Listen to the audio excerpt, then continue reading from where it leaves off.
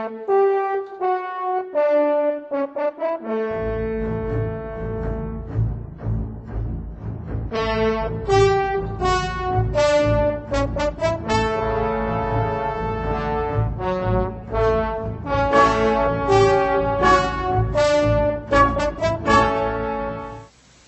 and welcome to the Mass Tort Update. In Health this week, the FDA plans to add information about possible psychiatric side effects to labels of ADHD drugs. Recent studies have shown that the longer the patient is kept under deep anesthesia, the higher the risk of death.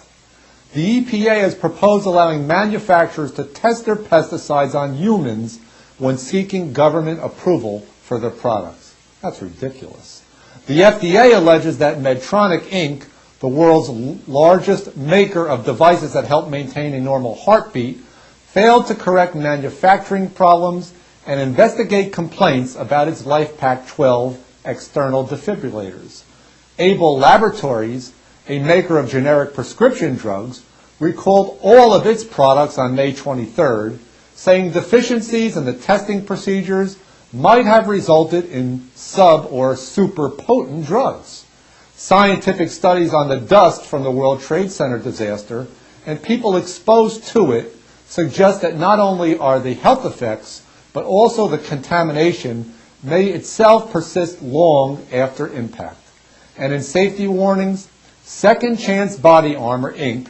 said that recent tests suggest that any bullet-resistant vests with Xylon may fail to perform and result in serious injury or death. The company has already recalled 130,000 other vests.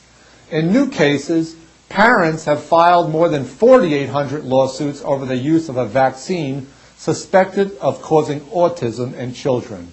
The proof of causation remains very controversial. A New York man is suing Pfizer for retinal damage caused by the impotence drug Viagra. The FDA is reportedly investigating 42 other reports of blindness caused by Viagra and Cialis. The manufacturers vehemently deny any such link.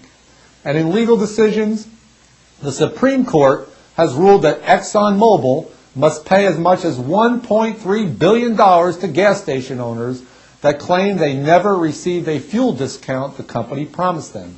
But my prices keep going up, and yours too. A Tennessee judge reduced a punitive damage award against Daimler Chrysler from $98 million to $20 million. And the California Supreme Court ruled that arbitration agreements between businesses and their customers cannot preclude a class action lawsuit.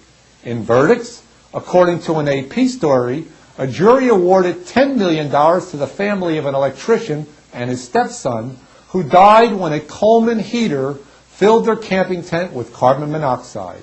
60 deaths have already been linked to the heater so far, but no proof so far. Ford was cleared of liability in a rollover case in California, and in settlements, Boston Scientific has agreed to settle a 6-year investigation into its recall of a flawed cardiac stents. There is no admission of wrongdoing as part of that settlement. And Daimler Chrysler Services will settle a pair of class action lawsuits filed by minority customers in both Chicago and New Jersey. The lawsuits allege that the automaker discriminated against their credit applications because of their race. Again, no admissions. Legislation affecting consumer rights. The asbestos legislation that would deprive most asbestos victims of their right to compensation is still being hotly contested on Capitol Hill, and we'll update you more on that next week. While in federal court, rulemakers are moving forward on rule changes that will make those emails we're getting in litigation more difficult to obtain and to show juries. Now, where are we going with that? Should you have any questions or need any assistance, you can contact us by clicking on the box below. Thank you, and we'll see you next week, and welcome back.